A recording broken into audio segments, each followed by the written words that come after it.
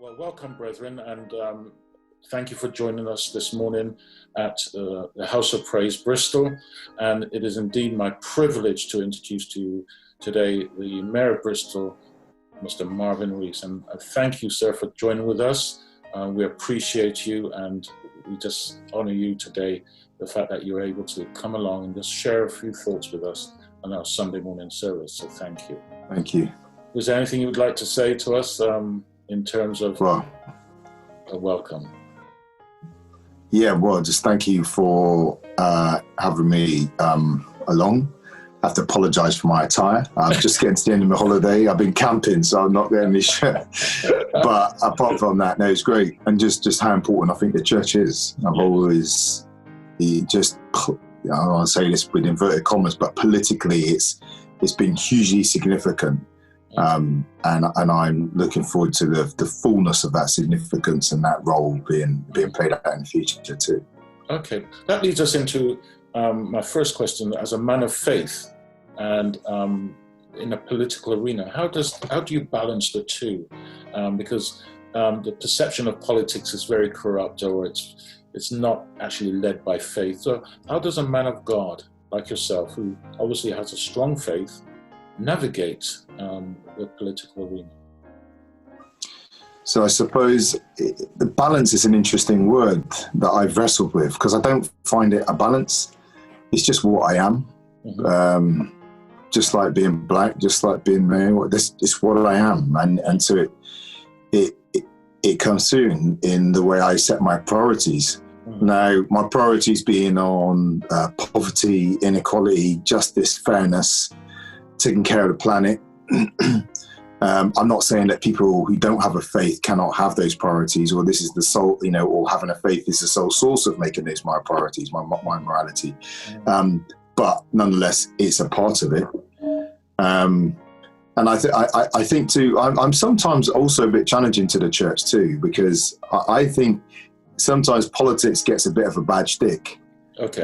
It can be corrupting and underserving of people. Of course it can, but so can every profession on the planet. The legal justice profession can do so. Policing can do so, as we've seen. Supermarkets, and can do so, underpaying their workers and when having corruption in the supply chain. And dare I say, the church can too. Remember, Jesus spoke a lot to religious leaders back in the day. When you think about his time in the temple, driving out the money changers and the dovecots, because they set up a religious institution that was exploiting poor people. And we've seen historically that many of the injustices around the world could not have happened with either the church's silence or active participation, be it apartheid, be it the class system over here, be it no blacks, no Irish, no dogs, or American slavery and segregation. So, I think it's a case of, we have to have a humility when we approach politics, I think, sometimes in our judgments of it. But that doesn't mean that we don't have a ferocity, but we do need to kind of be aware about that. That's a challenging point. So do you see a place for the church in the political landscape, such as City Hall? Do you see the need for the church to be a voice of reason, to bring some kind of religious aspect to the decision-making process in politics? Do you see, what is the place of the church in that? Oh, absolutely. So there's a huge risk of the church getting involved, right? And the risk is that it is, and we've seen that. Well, I'm not going to hide my place on the political spectrum. When I look at the moral majority in the United States, for example, I see huge risk of the church wholesale buying into one political party and so forth. But that risk is something that we're called to engage in, because if we don't step into that space, something else will. Okay. There's that proverb, isn't it? Power abhors a vacuum. Yes. If you leave a vacuum, something's going to fill it. So non-participation is not a neutral act. Yes. Non-participation in the face of injustice and evil is not a neutral act. Right? This is the lesson that comes down time and time again through history. Martin Luther King pointed this out. So I just don't think we have an option other than to engage. But then we engage, one, with humility and self-awareness and prayer. But we engage like the parable of the talents, remember? Okay. if you bury your talent because you are afraid that you will fail or you are afraid that you will fall short, actually there's a judgment coming. The people that get rewarded are the people that put their talents in play with all the risk that's involved in putting your talent into play. And I think that's the mandate for us. There's no point coming back, standing before God at the end of time and saying, look at me, I kept myself pure. And God said, well, what did you do? Well, I stood on the touchline. I never got on the game. And that's how I kept myself pure. That's not the aim. I think the aim is to say, look at all the scars I've got. You know, I did this and I scarred, and some days I failed, some days I succeeded. Good and faithful servant, you did well with the talents I gave you. Wow, a very, very, very profound thought there. As Mayor of Bristol, in recent months and many years before that, we've seen an injustice, and we've seen the recent lynching. I use the word lynching deliberately of George Floyd, and racism and the call for justice has been throughout. It's a global thing now, in throughout all the world. So racism, we see the current lynching of George Floyd, and consequently the call for justice. How, as a political leader, how do you see the spread of racism globally and in terms of the local Bristol as a city? How we tackle it? First of all, I agree with your language. It was a lynching. But racism is, first off, something that is with us. It is stitched into our systems. It is what the world is. That's not emotional. To me, that's not an emotional state. Well, there are emotional consequences, but making that statement is just a statement of truth. It's not an effort to elicit guilt or any emotional response. It's the way the world is. But I think the real dangerous thing about racism is that we recognize individual acts, but it's the systems that every day people are born destined disproportionately to end up in mental health institutions, criminal justice systems, to die earlier. And it's not just an individual orchestrating that, it's the way the world works. And that makes it much harder to get your head around it. The theologian Walter Wink said that, why would Satan, spend his time attacking individuals when from positions of invisibility he can destroy whole generations? And to me, that's one of the things that we've got to grab a hold of, that through economics, through politics, through social systems and cultures, we have people's lives being destroyed. I'll just say on the Walter Wink, though, on the George Floyd killing and all the other killings that have gone on before, the killing in and of itself is horrific. But I think the real point of frustration is when after the killing, the system says, that's okay. When people walk around not being arrested for days, or they're found not guilty, like after the Stephen Lawrence murder as well with the police. That's because actually we're always going to have evil individuals, and sometimes they're going to engage in evil acts, and that's going to sometimes result in murders. Yes. But the thing that will tell you that's not okay is a system that holds those people to account. Mm-hmm. And what we haven't had is a system that's adequately held people to account for that. And I think that's been the ultimate fulfillment of the insult and the injustice. Frustration, especially amongst the youth today, in terms of the ongoing injustice that they are confronted with. I was given a session the other day where I was talking on racism, and from school, from my time, I'm 62, so I experienced racism in the school system, and lo and behold, it still exists today. Education, the police, my interaction as a young man in Bristol, very negative, and it's still happening today. So can the system change? Do you believe that the system can be changed, or will we see it in our lifetime? What will it take to change the system? Racism isn't going anywhere, the bottom line. Okay. Right? The system will change, and racism will change. So the kind of overt hostility, even though we're seeing a resurgence of it anyway, but the kind of overt stuff I faced as a kid is no longer acceptable today. Like people driving past, shouting out their window, although that does, again, is kind of coming back a bit. So I just think what we're finding is that injustice, racism, the status quo is incredibly adaptable and resilient. So it does change. But that doesn't mean that any of the numbers around race inequality are changing. And those are tied into issues of class. We are amongst the most socially immobile countries in the OECD. That means the circumstances of your birth are the biggest determinant of the circumstances of your death, like your poverty. Yes. Now, if that's true, if that's worse today than it was in the 70s, that means your grandparents' wealth is determinant of where you are likely to end up. So that's a real challenge for us. That so dealing with race is important, but when we deal with race, we have to start dealing with economics and social mobility. So I think part of it is about trying to solve. Well, thank you for that. Can I just say, Ray? Can you hear me? Yes, I can hear you. I was going to say, if we landed on Mars, we could spend 1,000 years trying to change the atmosphere, or we can make sure that we got the equipment necessary to cope with the atmosphere. Right. And in many ways, I think dealing with racism, we need to tackle it. Yes. But in no sense, we just need to build up the economic base and the political presence to be able to navigate a world that in many ways is hostile. Very true. Very true. Well said. Well said. Moving on, because time is against us. Bristol, up until I think it was last week, seemed to, in terms of the pandemic, the COVID-19, we fared very well.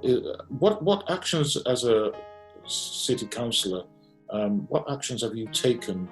Because obviously you must have done something right in terms of controlling the level of infections within the city. What action did Bristol City take concerning that? Well, let me start where starts is. I'm talking to a church, right? So I will say that there are a whole bunch of Christians who went out and prayed on all the hills around Bristol, have continued to do so.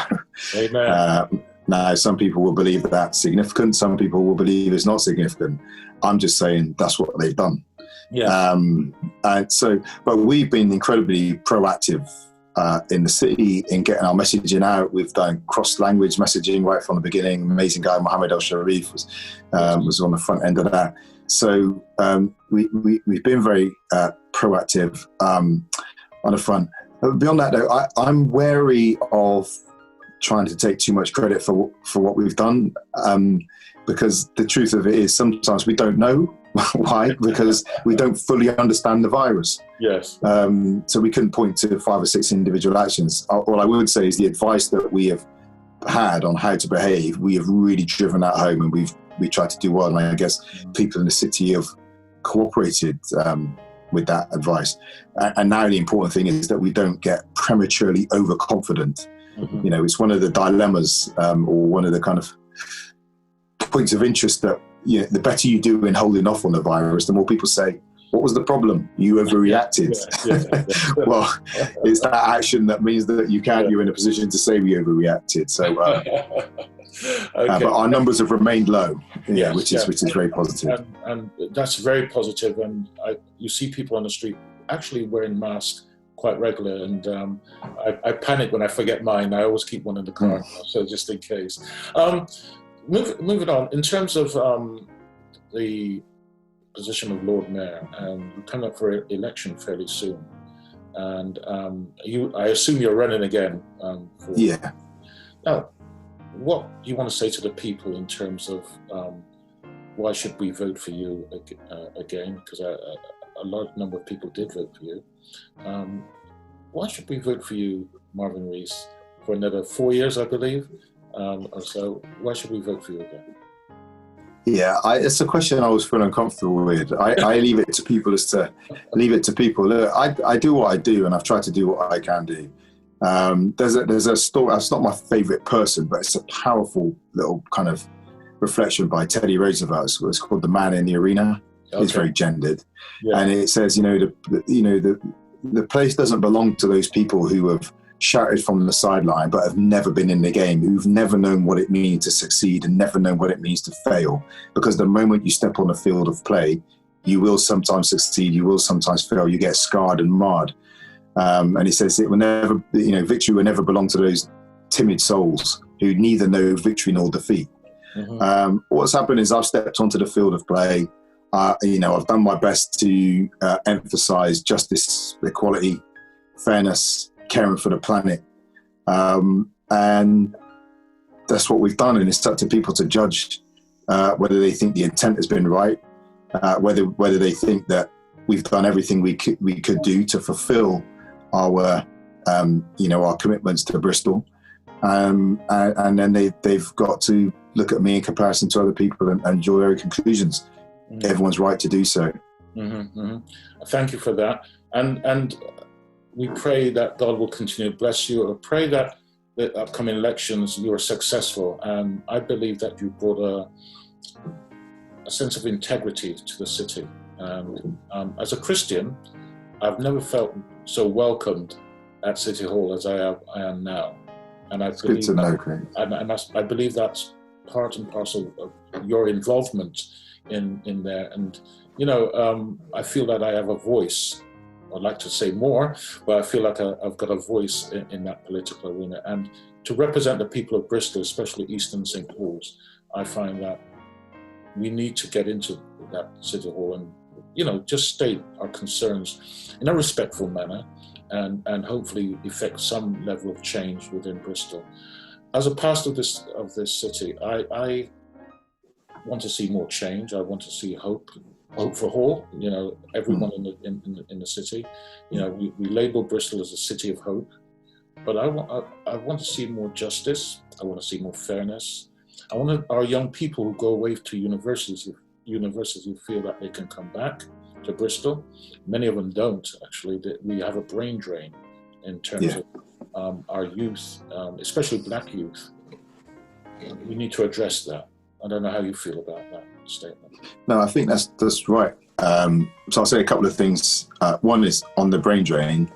It still is the case that black young people, Asian young people feel they have to leave Bristol, go to London to fulfill their talents. When at the other side, we're getting a lot of people moving from London to Bristol. Yes. So it's an interesting kind of contradiction. We're in new home of Channel 4. We've got a building going on. So this is seen as a hot city.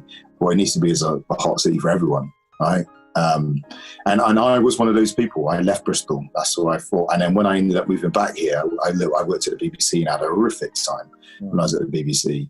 And people were saying, "You got to go to the BBC in London. It's not going to work for you in Bristol," And so yeah, I know that experience on making things happen. One is really enriching. It's really for me to hear you say you feel welcome in City Hall, because that's the way it's got to be.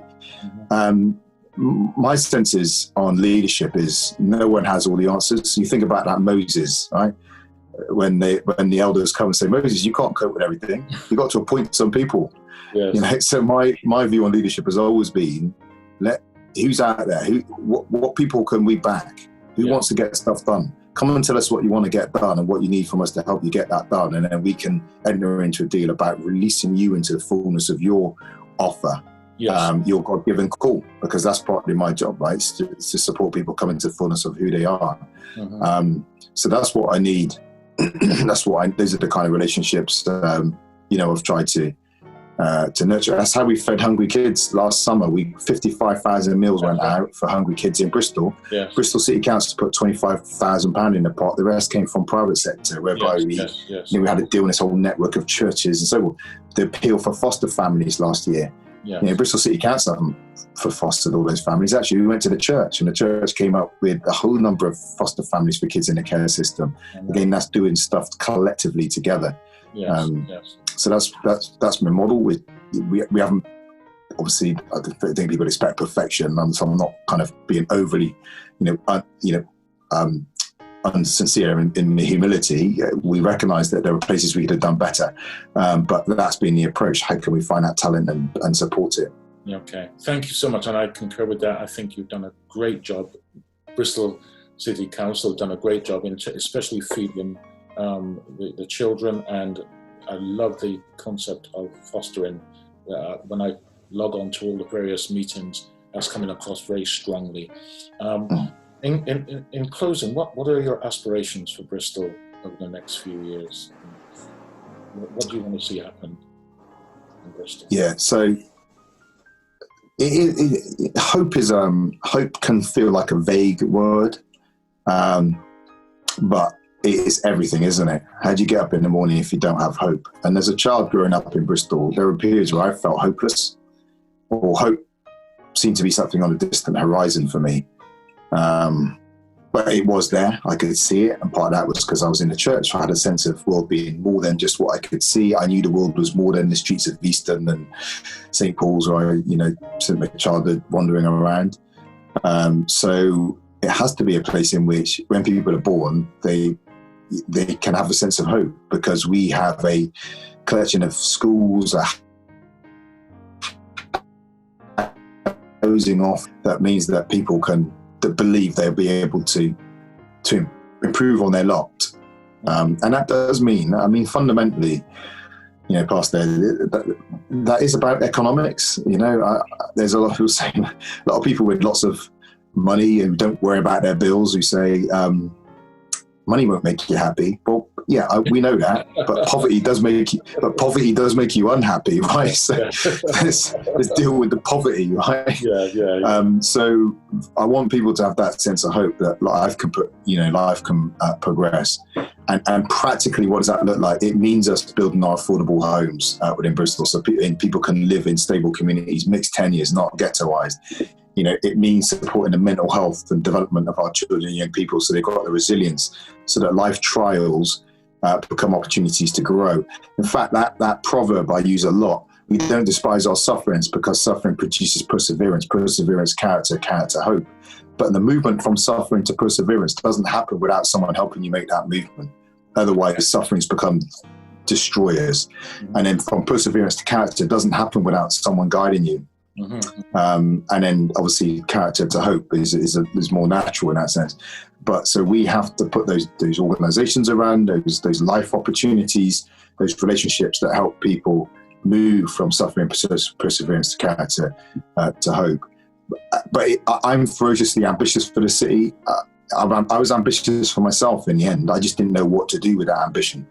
So I'm ambitious for the city, but it has to be a just ambition. I'm also, if I can just indulge, I also want Bristol to have a global impact. What I don't want is a navel-gazing, selfish city that just says we're only interested in what goes on inside our borders. One is, our populations are global. I have family in Jamaica, United States. My sister lives in Zurich. My family's global. We have populations from all over the world. So we are interested within our family lines about what happens globally. So we must have a positive impact on climate change, on migration. We're doing stuff on urban violence at the moment. We're doing stuff with the mayor of Freetown in Sierra Leone, for example. We've got to be a light on a hill. I don't want to I'll get tweeted about that, but that's what we're called to do, isn't it? Yes. And so we want to work for the good of Bristol, but work for the good of the world. Marvin Rees, Mayor of Bristol, I thank you so much. When we reopen, I'm going to be inviting you to come down and preach, because I think you... Hey. Yeah. So seriously, thank you so much for this interview. You're on holiday and you've agreed to have this interview. I thank you. And I pray in the name of Jesus Christ, our Savior, a blessing upon your life and upon your family and upon all your endeavors, that God will continue to richly guide you and bless your thoughts in Jesus' name. Thank you so much. Can I just say, Pastor, when I come to the church, it's a return to my beginnings, right? Because, that's the church I was dedicated in.